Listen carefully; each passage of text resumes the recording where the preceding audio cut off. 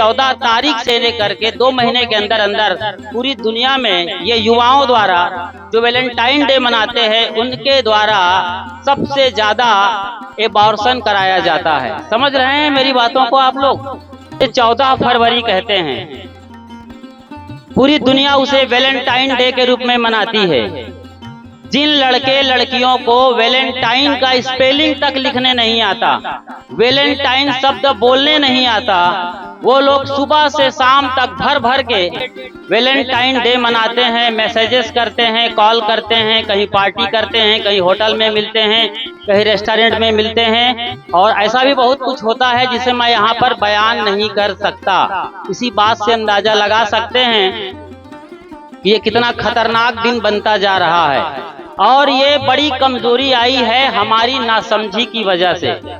Valentine, Saint Valentine हुए हैं आज से तकरीबन 1800 बरस पहले, 3री शताब्दी की बात है। सेंट वैलेंटाइन रोम में हुआ करते थे। तब रोमन सम्राट थे क्लाउडियस। रोम का जो राजा था क्लाउडियस, उसने घोषणा कर रखा था कि जो हमारे जवान हैं वो शादी विवाह के चक्कर में ना पड़े और हमारे सैन्य आर्मी में भर्ती हों।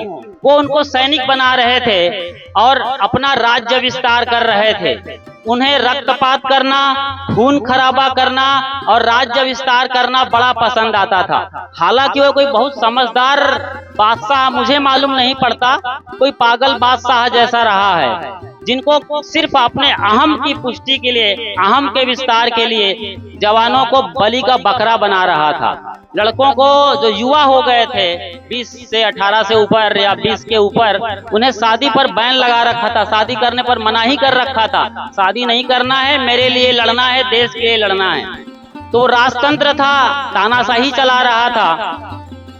ऐसा सिलसिला चलता रहा, युवाओं में बड़ा अलग लेवल का विषाद मवाद चल रहा था। इसी बीच एक आदमी आते हैं जिन्हें कहते हैं सेंट वैलेंटाइन। वो इन बातों को समझा और राजा के सामने, देश के सामने इस बात को रखा कि जवानों को उनका अधिकार है कि वे शादी ना करें तो कम से कम प्रेम से रह सकें, प्रेम में जी सकें। उन्हें भी प्रेम से, जवानों के लिए वो वकालत कर रहे थे कि इन्हें शादी करने दिया जाए, प्रेम में पड़ने दिया जाए। राजा को ये बड़ा नागवार गुजरा और उनको जेल खाने में डाल दिया। राजा ईसाई धर्म का विरोधी था। ये यूरोप की बात है, रोम इटली की राजधानी है आज, वहां की बात है। जहां इटली की राजधानी रोम का मतलब होता है ईसाइयों का सबसे बड़ा अड्डा, जहां उनके सबसे बड़ा आका हैं आज वर्तमान में, पोप और पादरी बैठते हैं। बात वहां की है, आज से 1800 साल पहले ये घटना हुई। फिर उस सेंट वैलेंटाइन को बाकायदा जेल खाने में बंद कर दिया। तो जेलर की जो बेटी थी वो अंधी थी।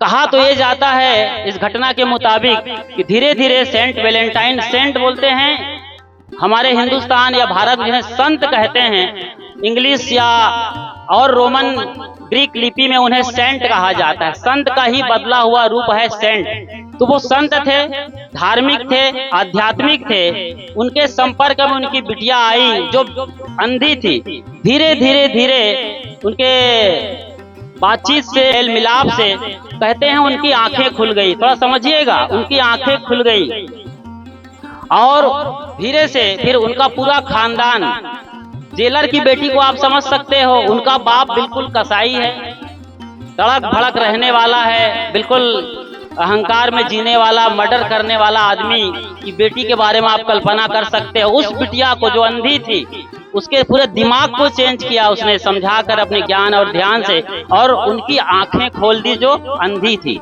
इसका मतलब यही आंख की बात नहीं हो रही है, जरा संकेत में है। उसको ऐसी आंख मिली, दिव्य आंख, कि उसकी चेतना जग गई और बाद में उनका पूरा परिवार ईसाई धर्म में संलग्न हो गया और बड़े धार्मिक प्रवृत्ति से अपना रीति रिवाज और परंपरा चलाते रहे।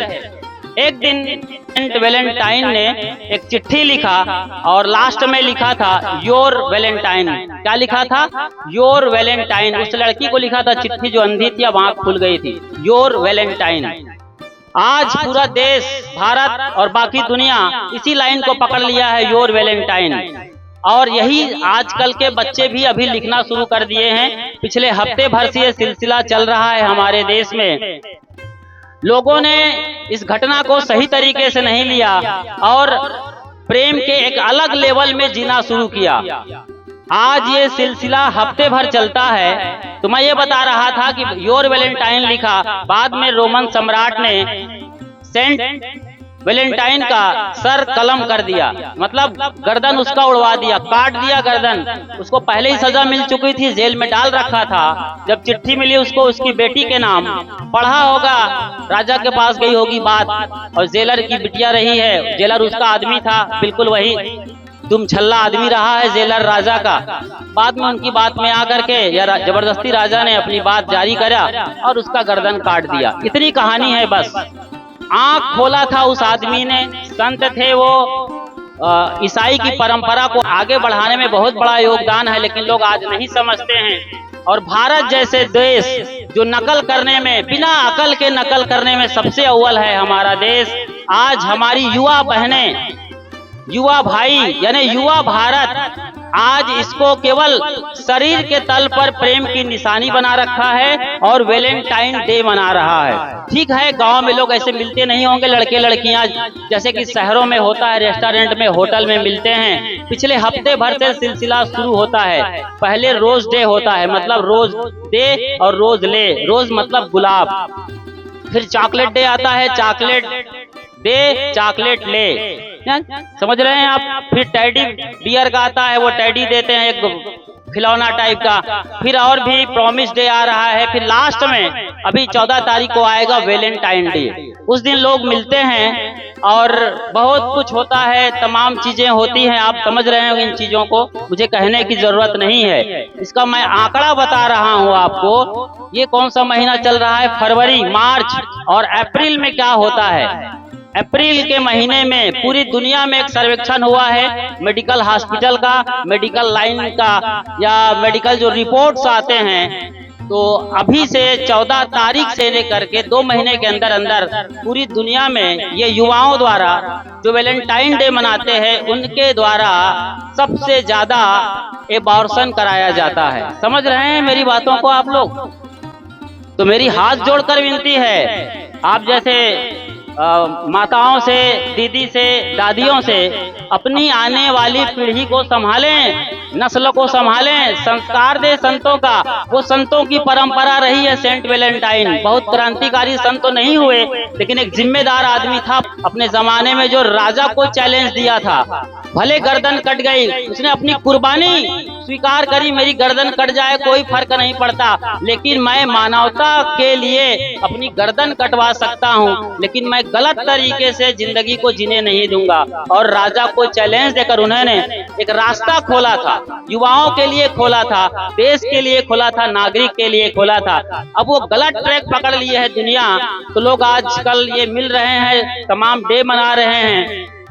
उसमें एक हग डे भी आता है, हग डे, हग ले और हग दे। सोचो जरा, ये हग मतलब समझ रहे हैं? HUG होता है, हग मतलब गले मिलना होता है, हाथ मिलाना, चॉकलेट देना, प्रॉमिस करना, प्रपोज करना। प्रपोज डे भी है 7 दिनों में। ये सारी चीजें होती हैं। मतलब आप सुन रहे होंगे लिव इन रिलेशनशिप का सिलसिला हिंदुस्तान में चलता है। लिव इन रिलेशनशिप मतलब अभी शादी नहीं हुई है, लड़के और लड़कियां अपनी मन मुताबिक, मन मर्जी से अपनी जोड़ी और जिंदगी तय करके कहीं भी रहते हैं और बिल्कुल शादीशुदा एक कपल की भांति, जोड़ी की भांति, दुल्हा दुल्हन के तरीके से जीते हैं। ये चल रहा है और ये तेजी से फैल रहा है और पैर पसार रहा है। तो इन चीजों पर आपको सोचना होगा, समाज को जागना होगा, खास तौर से माँ बाप को, और धर्म के जो गुरु हैं उनको भी जागना होगा। इन चीजों पर भी बात करनी पड़ेगी, अपने बच्चों को भी आप बताइए। इसलिए टीवी और मोबाइल जो बहुत बड़ा कारक है इन चीजों का। आपके बच्चे घर में रहेंगे, लेकिन मोबाइल के जरिए वो पूरी दुनिया से कनेक्ट रहते हैं। मोबाइल आया तो कहा गया कि कर लो मुट्ठी दुनिया में, लेकिन सारी दुनिया मोबाइल की मुट्ठी में हो गई है। तो बड़ा और बड़ा बदलाव आ रहा है। इन चीजों को आप समझ रहे हैं, ज्यादा विस्तार नहीं देता, लेकिन एक बात यही मैं कह रहा हूँ कि आप इन चीजों को जब समझेंगे, जानेंगे, तो इस पर एक अच्छा फैसला लेकर एक अच्छे संस्कार से संस्कारित करिए, गुरुजनों के सानिध्य बैठिए, और जो हमारे देश के धर्म शास्त्र हैं, गीता, पुराण, बाइबिल, जिंदा वेस्ता जैसे और उपनिषद, इन ग्रंथों को पढ़िए, बीजक पढ़िए, संतों के निकट जाइए और धर्म के सच्चे पथ पर चलकर अपना और परायों का यानी सब पूरे देश का भला करिए।